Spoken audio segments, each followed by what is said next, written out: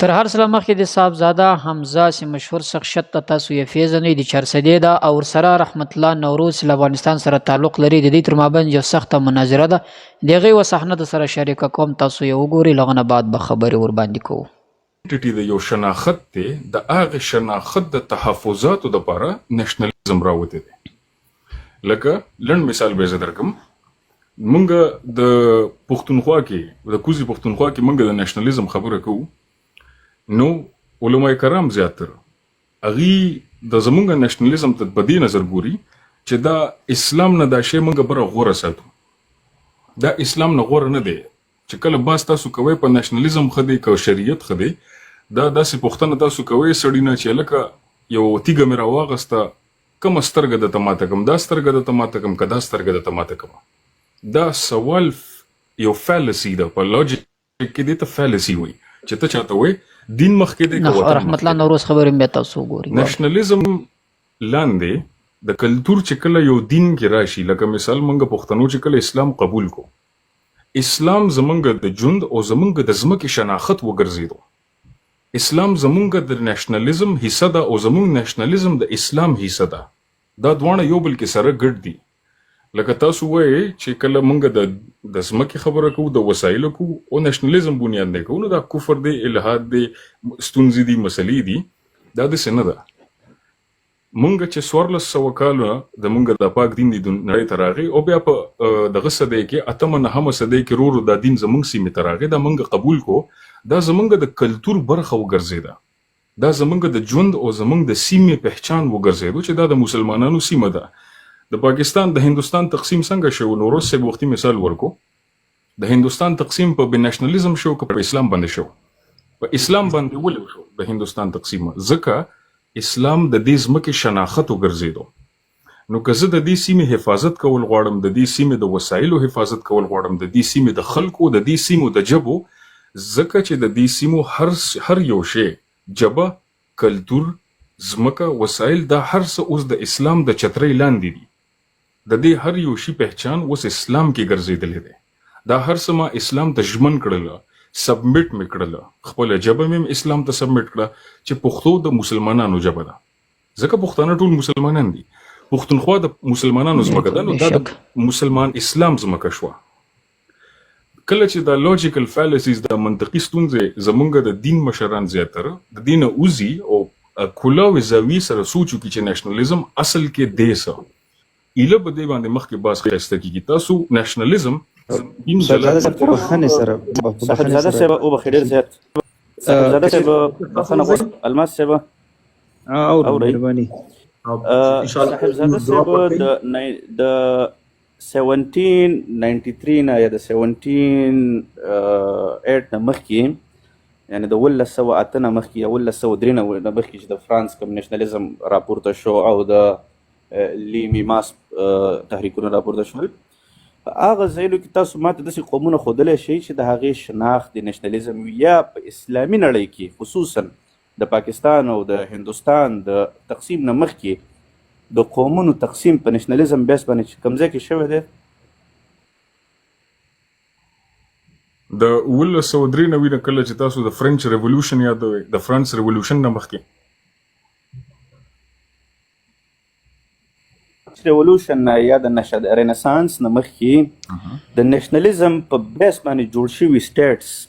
یا قومونه چې د هغوی ایډیالوژي په کټر نېشنلزم باندې، لکه څنګه چې جاپانیز نېشنلزم دی یا جرمن نېشنلزم دی، دا ښودلی شي په دنیا کې. یا مثال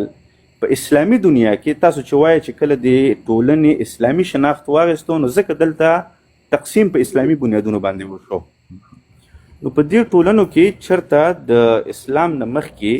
لکه د هندوستان د تقسیم نه مخکې هم تقریبا چې 1400 کاله یا 1270 کاله شاوخوا تاریخ دی، په دې کې د نېشنلزم په بیس باندې کوم قومونه جوړ شوي دي چې هغه د مسلمانان هم یو د نېشنلزم په بیس باندې دي؟ صحیح. نو جانان د فرنچ ریولوشن نه مخکې تاسو ته پته شته په نړۍ کې کوم نظام چلیدو؟ لکه اوسنی نظام چې دا کوم اوسنی چې مختلف نظامونه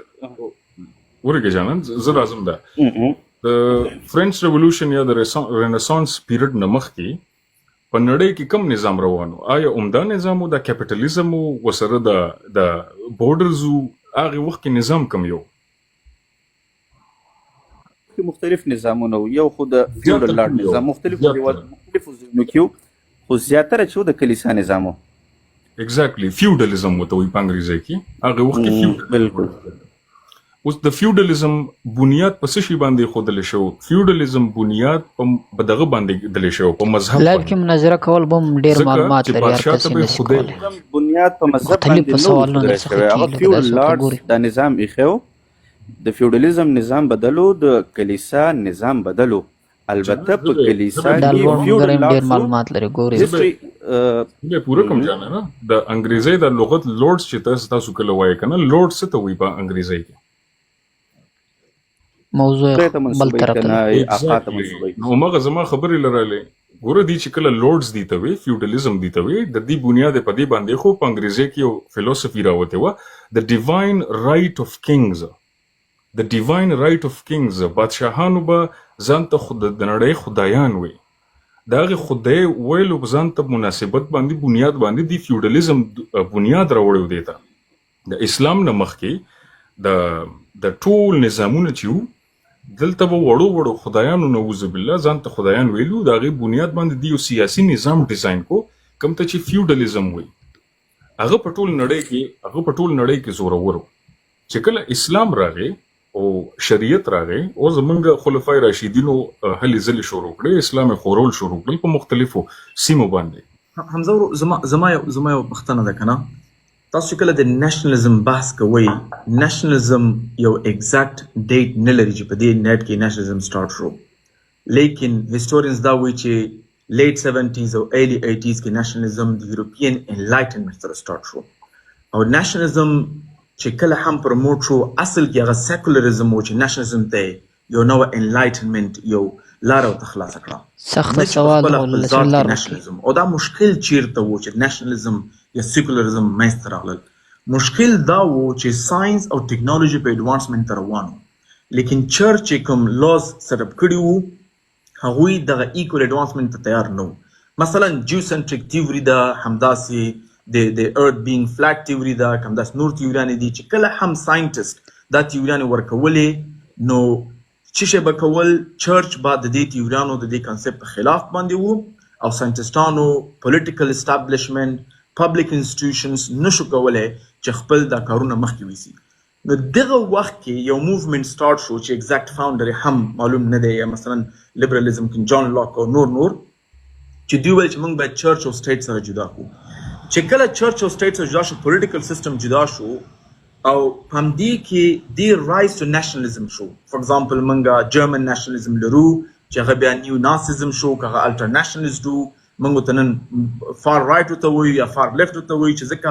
نېشنلزم په خپل ذات کې هم یو خپل ډیفینیشن نه لري هغه باید یو سمپلیمنټري نور ډیفینیشن ځان سره واخلي تر څو پورې ځان یو شی جوړ کړي. زما سوال دا دی دا خو د یورپین د کرسچنز د هغوی مسله ده.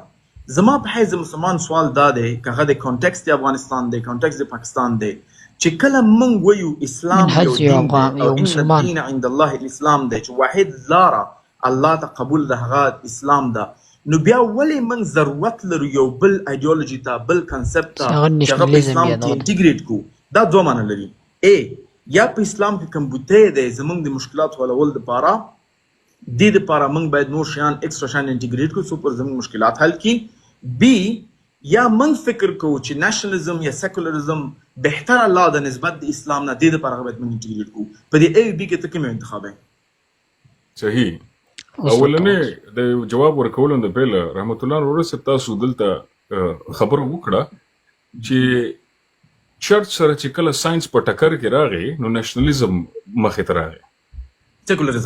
سیکولرزم مخې ته راغی چې کله تاسو دا خبره وکړه تاسو د پته شته رحمت الله ورسره چې هغه وخت کې رومن کاتولیک چرچ زورورو په هر څه باندې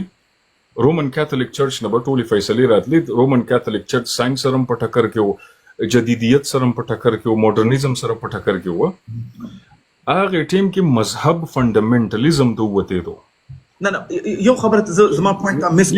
پلیز زما پوینټ ته مس حمزه جان یو طرف ته مذهب فندامنټالیزم بل طرف ته پروتستانیزم خو هم کنه هغه مذهب حمزه جان فقط زما یو پوینټ غواړم کلیریفای کوم زه تا د نو غواړم نېشنلزم تعریف ماته د کرسچن چرچ په ډیفینیشن وکي زه غواړم ته اوسنی عصر کې چې اسلام حاکم دی مسلمانان دي A او B کوم پوینټ دی ځکه اوس نېشنلزم ضرورت څه دی کېدای شي هغه وخت کې به ضرورت وو یورپین ته ویسټرنز ته یا مثلا بیخي انډینس پیپل چې د امریکا دي که استرالیا دي زمونږ په کانسپټ کې په حیث مسلمانانو چې موږ ته الله دین راکړی موږ ته کوم خالیګاه ډکوي چې هغه اسلام نه ډکوي چې موږ نېشنلزم باید انټیګریټ کړو صحیح زه دله جواب در کوم رونو صاحب او زما جواب لږ دلیل سره یې لږ وکدي نو هیله کوم چې تاسو واورئ ولنې مثال د تاریخ ورکو چې نېشنلزم صحیح ده سیکولریزم کم ځای نه راوتی دی دلیل دا و چې چرچ چې کوم د مذهب مشرانو د مذهب ټیکدارانو هغه فندامنټالیزم ته وتله هغه ایکسټریم ته لاړل په خلکو باندې ظلمونه د خلکو نه حق غستل د تعلیم د علم خلکو نه تعلیم د علم د پوهې د کلتور د هر یو شی حق چې چرچ واغستو د مذهب ټیکداران ظالمان شول نو خلک را پاسېدل او خلکو دغه خلاف بغاوت شروع کړو هغه پروټست چې شروع شو پروټست هغه ته پروټستانټس ویل کېږي نن سبا چې په عیسایت کې فرقې دي کاتولیک دي او سوري یو بخښنه غواړم زه راځم تاسو له واپس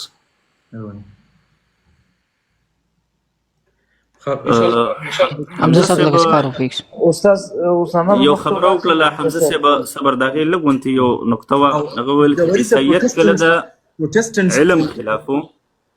د سند چې خو شروع نشو پروتستانټس په اصل کې چې کله موږ سره د اولډ ټیسټمنټ نیو ټیسټمنټ جنجالو چې کوم 7 بوکس هغه په بایبل کې نه منل هغه پروتست کو د 7 بوکس په خلاف چې کوم په اولډ ټیسټمنټ کو هغه کې پروتستانټ شروع شو نه په نیو نېشنلزم سره یو خبر بل دا چې د حمزه صاحب خبره وکړه چې عیسایت د علم خلاف د علم خلاف نه بلکې دا غوي خپل یو اپیستیمولوژي یا تصور علم کومه تاسو ګور اکسفورد کله جوړ شوی دی د اروپا یا مثال د خبرې ګلاسکو کله جوړ شوی دی یا د مسلمانانو کتابونه یورپین ژبو ته چا ترجمه کړي دي لیټن ژبې ته چا ترجمه کړي دي جیرالډ اف کریمونا یا داسې نور خلک دې قتل دې مرکه ضروري ذکر ډیر معلومات نه حاصلېدلی دا هم عیسایانو کړي دي نه چې عیسایان مکمل د علم خلاف وو نه بلکې د عیسایانو خپل یو تصور موجود دی د علم یا د وی خپل یو اپیستیمولوژي موجوده ده دویمه خبره چې حمزه صاحب کله وکړه چې دا د بعضې ملګري چې مثلا کوسي نو ملګرو اجازه ورکو مطمئن د موضوعات ریکارډي چې موږ د سکرین لغټ کو وتا جوړ چې مهرباني اجتماعي صاحب هم دی هارون نورون هم دی دې ته بو خپل د جوهري دا پوینټ پوره کی جوړ څه دا پوینټ پوره کی بیا بل خیر دوستانو دا مرکم له تاسو سره شریکه کده یقیني مابین کټه سوی د ولا کڅرنګ خو دی حالت کې دا سوی د هغه بل حصہ هم ان شاء الله له تاسو سره شریکه کوم کا وخت وو فدی کې مقصد دا د ودی ځوانانو تاسو کوشش لیک کوي مهنت کوي د دارنګ خلکو لایفونو تزي هغه خلک مثلا که څوک پر نوروز باندې تنقید کوي او پر هغه باندې مثلا نیوکه کوي هغه ته بخپل حقایق ټول معلوم سي و بس فړل سي او داس لایفونو کې د دې خبري بواوري نو به ورته معلومه سي سیاره نوروز صاحب شه د پر حقیقت دا کنه ده نوروز صاحب ملامت دا کنه ده ملامت نوروز صاحب ولی خلکو ته ملحد وایي او دا خلک ملحد په حقیقت کې دي او کنه دي دوهمه خبر د حمزه صاحبزاده د تاسو پیژنئ مثلا ډیر خلک به مینوالو می شاید خوابم بده کې د هغه حقیقت هم تاسو ته معلوم کړئ سي آیا د حقیقت څه ده آیا د څومره معلومات لري آیا د کمی خبرې کوي د شریعت سره په ټکر کې دي او کنه دي د پښتونوالي ل افغانیت سره په ټکر کې دي او کنه دي نو دا رنګه لایفو ته زی داسې دي حمزه و دي رحمت الله نوروز یو ډیره لانجه مثلا داسې پر دغه باندې ګرځي د پر رسنوي باندې خو بل اخره دی تیر ماخستن و مناظره ته حاضر کړل سلو پر ډیرو ځایونو باندې سی مثلا د حمزه خپل حمزه نه د حسب ځواک سي په ډیرو ځایونو کې مثلا خطاوت وو هغه ځایونه ټول ورته د نوروز صاحب ورته په ګوته کو چې دا ځای داسې ویل د پر هغه ته ولاړې که نه دی به بیرته له هغه څخه پر شا کېدی یعنې منکر کېدی به ګوري د مسلمان هم دا یوه خاصیت وي چې کله یو کار وکړي او دا ورته معلوم سي چې دا ما غلط کار وکړي بس بیا پر هغه غلطي باندې معافي غواړي بلا یې پس پرېږدی نور پر دې ټیک ټوک باندې داسې مثلا د دوی هغه سکرین شاټونه کټ سوي دي جوړ سوي دي هر چا د خپل خوښۍ د پکې استعمال کړي د خپل مقصد لپاره د خپل ځان د شهرت لپاره بعضې خلک داسې وایي ګوره څنګه ملامت شوي څنګه د ملامتیا ومنله ګوري دا د مسلمان یو خاصیت ده چې یو غلط کار وسي او بل ورته راسي هغه ملامتوي چې یاره دا کار تا کړی د غلط کار او دی د سوچ او د فکر او د عقل خاوند دي او دا سوچ او فکر وایي چې یاره دا خبره خو ما یقیني غلطه په تیر وخت کې کړې وه نو دا کس خو ماته صحیح وایي نو زه پر دې خبره باندې معافي غواړم معذرت غواړم دا ښه صحیح مسلمان ده په دغسې باید د شا لخوا نورې خبرې ونه کړل سي نو کوشش کوئ هغه مرکه که څوک ګوري ویې ګورئ په هغه کې هم ډېرې خوندورې خبرې کړي دي حسیب ځواک چې کمې ډېرې خبرې کړي دي په هغه کې مثلا داسې تر دایرې قدم اړولی بیرته له هغه څخه بیرته د ننوتلی مثلا پر اتیرو خبرو یې معافي غوښتې او نوروز صاحب په ډېر خوندور لهجه سره په ډېر خوندور انداز سره د حسیب ځواک سر ورخلاص کړی او هغه یې فو کړی ده نو هغه مرکه هم وګورئ سرچ کې په یوټیوب فیسبوک کې پیدا کولی سي او دغسې نور هم کوشش کوئ دا رنګه مرکو دا رنګه لایفو کې شرکت کوئ او دا رقم ګورئ ډېر څه به ورڅخه زده کوئ حق به حق درته معلوم سي باطل به باطل درته معلوم سي څوک پر حقه څوک پر باطله او څوک حقیقت وایي او نه وایي او په تېر وخت کې تاریخ څه ده د ټول معلومات به تاسو ته حاصل سي